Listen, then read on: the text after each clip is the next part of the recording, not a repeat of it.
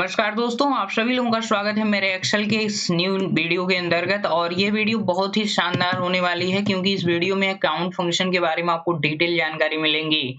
और इस वीडियो के आधार पे आप किसी भी प्रकार की काउंटिंग कर सकते हैं अपने एक्सेल शीट के अंतर्गत, ताकि आपको मैन्युअली काउंट करने की जरूरत ना पड़े। तो कम से कम समय में आप अपने काउंटिंग से रिलेटेड वर्क जो है कंप्लीट कर सकते हैं। इस वीडियो में आपको count, count A, count if, count if yes, count blank function के बारे में आपको डिटेल जानकारी मिलने वाली है। और ये काफ़ी इंटरेस्टिंग टॉपिक होने वाले हैं क्योंकि आपकी इस वीडियो की सहायता से जो है काउंट का पूरा कार्य क्लियर हो जाएगा, आपको कोई दिक्कत परेशानी नहीं होता है। जैसे यहाँ पे पहला फंक्शन है काउंट, तो काउंट का मतलब होता है गणना करना। ये किसकी गणना करता है? जो मेरे सेल में वैल्यू लिखी गई रहती है, और यानी उस सेल को काउंट करता है जिसको हमने सिलेक्ट करके रखा हुआ है।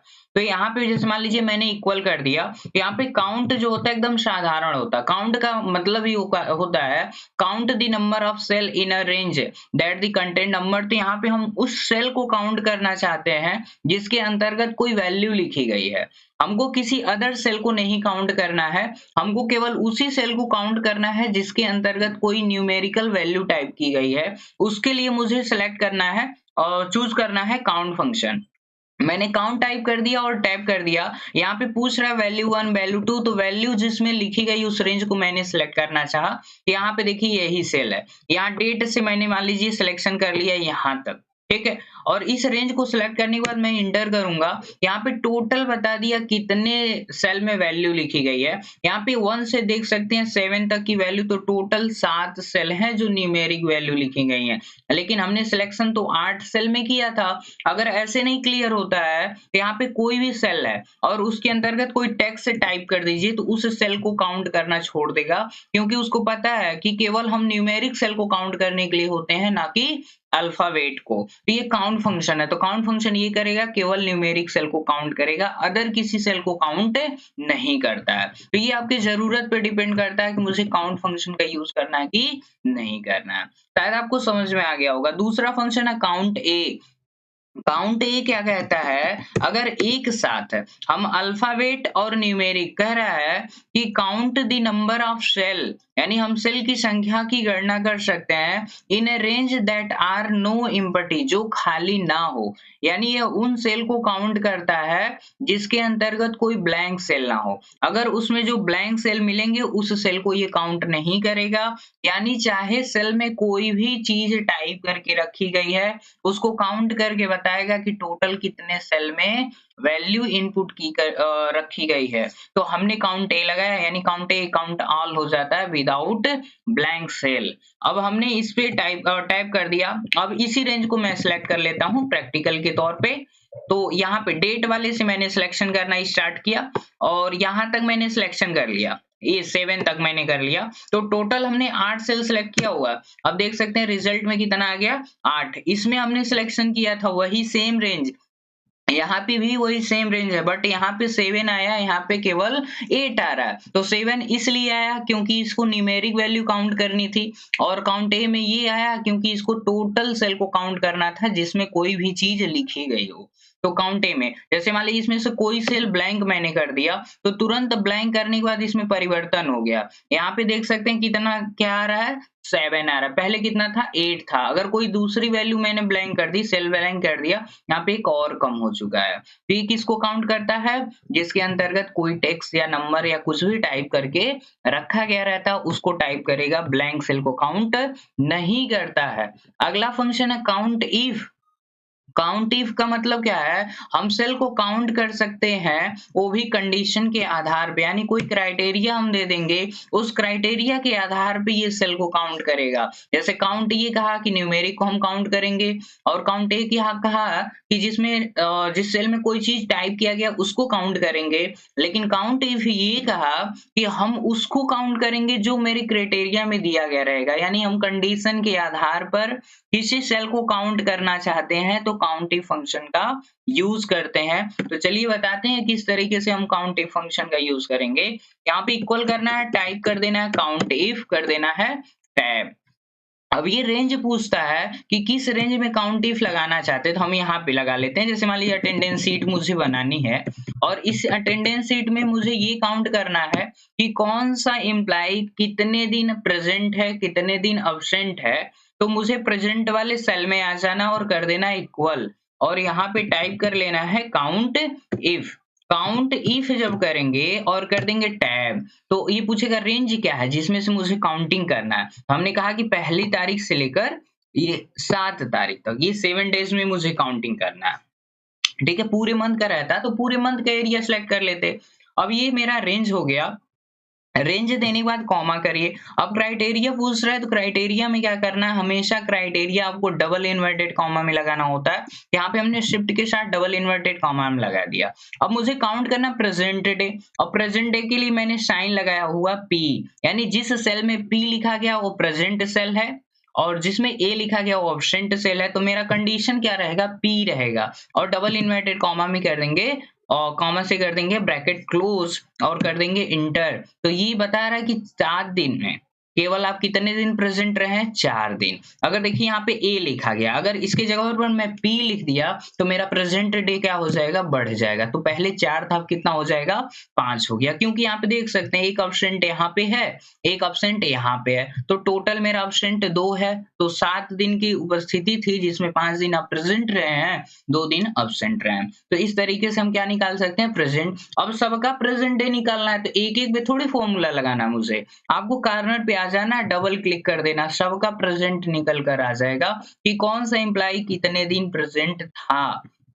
ये करने के बाद मुझे अब्सेंट डेट काउंट करना, अब्सेंट डे काउंट करना कि कितने दिन अब्सेंट कौन कौन एम्प्लॉय है। यहाँ पे फिर वही फंक्शन अप्लाई करिए, इक्वल काउंट, काउंट इफ करिएगा और कर दीजिएगा टैब। मेरा रेंज वही होगा, इस रेंज को मैंने सेलेक्ट कर लिया, कॉमा किया, डबल इन्वर्टेड कॉमा में क्राइटेरिया इसमें अब लगाना है ए का, क्योंकि अब्सेंट के लिए यहाँ पे कौन सा सिंबल दिया गया है, ए लिखा गया है। डबल इन्वर्टेड कॉमा को क्लोज करके एंटर करिएगा। ये बता रहा कितने दिन अब्सेंट है, 2 दिन। यहाँ पे डबल क्लिक कर दीजिएगा कार्नर पे, ये जो जितने दिन अब्सेंट रहेंगे उसको बताएगा, जो नहीं अब्सेंट रहेंगे उस सेल में आपको 0 देखने के लिए मिल जाता है। जैसे ये देखिए 5 दिन प्रेजेंट रहे हैं और 2 दिन अब्सेंट रहे, टोटल 7 दिन हो चुका है। ये 6 दिन प्रेजेंट है, 1 दिन अब्सेंट है, ये 7 दिन प्रेजेंट है, 1 दिन भी अब्सेंट नहीं है। इस तरीके से हम किसका यूज कर सकते हैं, काउंट इफ फंक्शन से। तो काउंट इफ जो होता है ना, एक क्राइटेरिया पर कार्य करता है।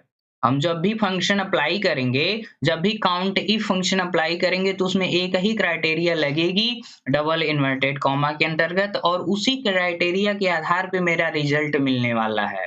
लेकिन आपसे ये बोल दिया जाए काउंट इफ यस क्या होता है, तो उसके लिए ये क्या करता है, काउंट इफ यस यानी 2 या 2 से अधिक क्राइटेरिया रेंज पे अगर मुझे काउंट करना है तो उसके लिए काउंट इफ फंक्शन का यूज करना है।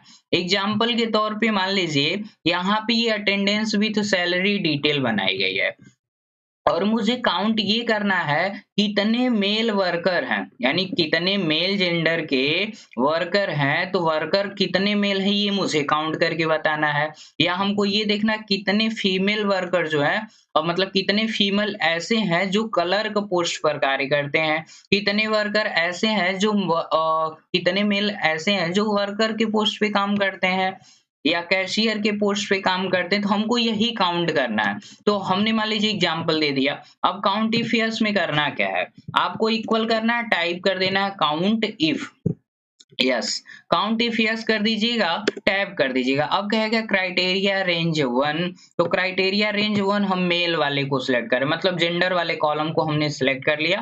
कंट्रोल शिफ्ट डाउन कर लीजिएगा ताकि आपका रेंज जो है सिलेक्ट हो जाए। इसके बाद मैं कॉमा करूंगा और मेरे उस एग्जैक्ट सेल के पास आ जाना जहां पे मैंने फॉर्मूला लगाया है। अब क्राइटेरिया रेंज हो गया। अब उस क्राइटेरिया का मतलब क्राइटेरिया रेंज में क्राइटेरिया हम क्या देना चाहते हैं, तो क्राइटेरिया हमेशा डबल इन्वर्टेड कॉमा में। हम कह रहे हैं कि मेल जो है कितने वर्कर हैं, तो हमने मेल का क्राइटेरिया दे दिया और डबल इन्वर्टेड कॉमा क्लोज कर दिया, फिर कॉमा कर दिए। एक क्राइटेरिया मेरा कंप्लीट हो गया। दूसरा क्राइटेरिया सेट करना है तो फिर आ जाते हैं डेटा के पास।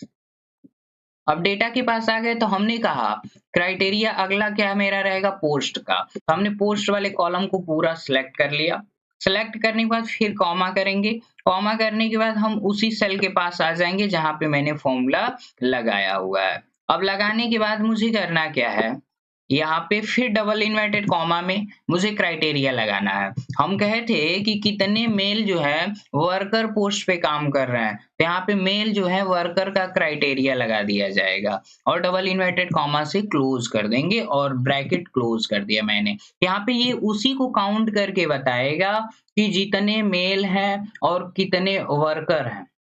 यानी जो मेल हैं, वो वर्कर पोस्ट पे कितने लोग काम कर रहे हैं, तो ये बता दिया टोटल 6 लोग ऐसे हैं, जो जेंडर से मेल हैं और वर्कर पोस्ट पर कार्य करते हैं। अगर हमने कहा कि नहीं, मुझे फीमेल की काउंटिंग करनी है कि कितने फीमेल ऐसी हैं जो वर्कर पोस्ट पर कार्य करती हैं, तो मेल की जगह पर फिर मुझे क्या कर देना है, फीमेल टाइप करके इंटर कर देना, तो ये बताएगा कि टोटल 3 वर्कर फीमेल हैं।